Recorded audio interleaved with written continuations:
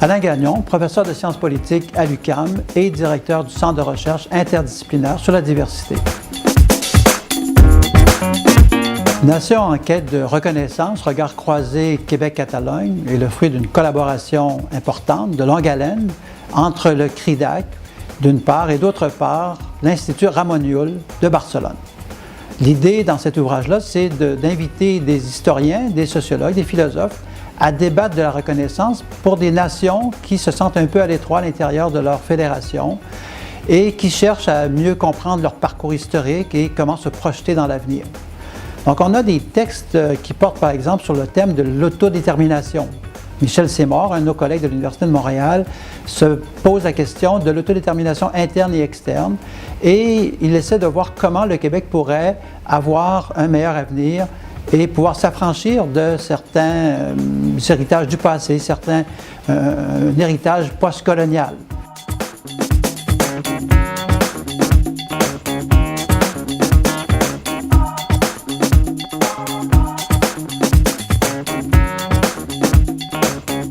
Il y a aussi des auteurs comme Montserrat Guibernau, qui est catalane d'origine, qui, elle, s'intéresse à la question des nations qui n'ont pas d'État et qui essaie de voir comment on pourrait donner des formes institutionnelles à cette nation, la nation catalane, et aussi voir comment le Québec a réussi à certains égards mieux que la Catalogne, même si dans des contextes très différents.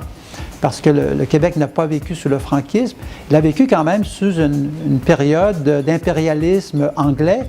Et malgré tout ça, le Québec s'est affranchi en partie des institutions impériales et il a aidé le Canada aussi à s'affranchir de ces institutions impériales.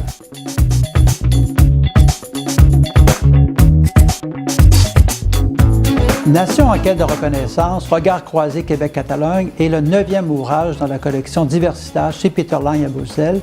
Cet ouvrage-là essaie de mettre l'accent, comme la collection le fait, sur le thème de la diversité. Diversité culturelle, diversité nationale, diversité identitaire.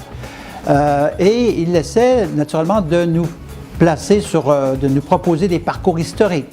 D'analyser des sociétés qui ont été peu analysées par le passé. On pense par exemple au Pays basque, on pense à la Corse, on pense au Tibet.